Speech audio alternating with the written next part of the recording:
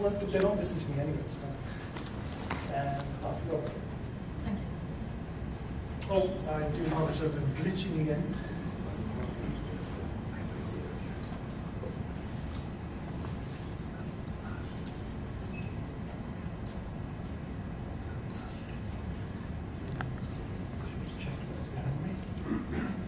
So there we go. So sorry about that, Barbara.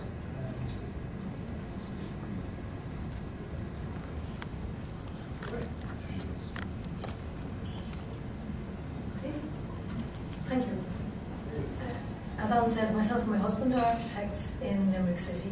We've had the good fortune to be able to build a number of buildings in the city, but I've always been involved in colour and was interested in colour in buildings. So this was the first catalyst for doing some colour on buildings in Limerick. Went into John Sadler's fish shop. He said, I've got to do something about my ceiling. I said, you need me. And from that, I came to doing his shop front. At that point, he then said, there's a really good collection of traders here on Roche Street, and I think they'd all like to get together and do some work to lift the street with colour. Something that's inexpensive, but that has a big impact. So my second catalyst was meeting a friend last year in Tirana in Albania. She came from Bulgaria, I came down through Italy, got the overnight ferry from Bari and arrived in Albania on a wet Irish type morning. Drizzle, got a taxi into the city, met in front of this building, but on my way into the city, my jaw was just on my chest because there were these incredibly coloured buildings everywhere in a really, really poor city. The mayor of Tirana 10 years ago, Eddie Rama, had got some money and decided, I'm going to paint the buildings. Had got artists together to do these incredible colours and shapes on buildings. Apparently the day the first building was painted a bright orange, there was a traffic jam. I thought, if Tirana can do it, if Albania can do it, surely we can get something going in Limerick. So I came back with renewed vigour, want to get Roche Street together, and from there on, get colour going through the city. There are, of course, fantastic examples of colour in towns in Ireland, mostly in towns around the coast. And somebody explained to me once that this is probably the effect of ships and boats coming to Ireland, to our shores over years and years, that would come with their hull painted a certain colour. Somebody would say, that's fantastic blue, I could use that on my door or on my building. The colour doesn't seem to translate or come into our cities to the same extent, which is a pity. However, on the other hand, we do have the good fortune to not have a heritage of a built environment made with really beautiful materials. So if you lived in somewhere like the Cotswolds, which you'll see next, you're absolutely limited to what you can do in a village like that. I have a friend who lives in a small commune up in the Alps, and there the colours that they can paint their buildings are shades of grey. So I think we have a fantastic opportunity in Ireland to have a relatively poor material on so many of our buildings, render, which can be coloured.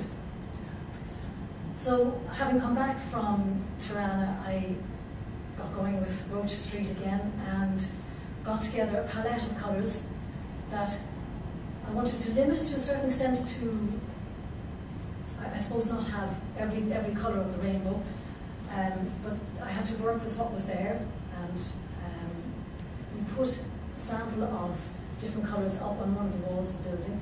We managed to do the four corners of Roche Street, which was brilliant because it bookended it, and the idea of trying to fill in every building in between.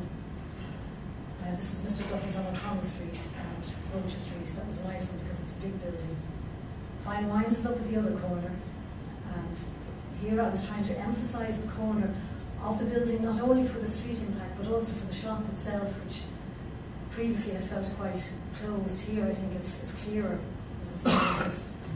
On Motels, halfway down Roche Street, this is an interesting one, although I haven't shown it in the photograph. It's got a big gable, which we painted, and I'm really trying to get people to paint gables, chimneys, laneways, so that all the work seems three-dimensional.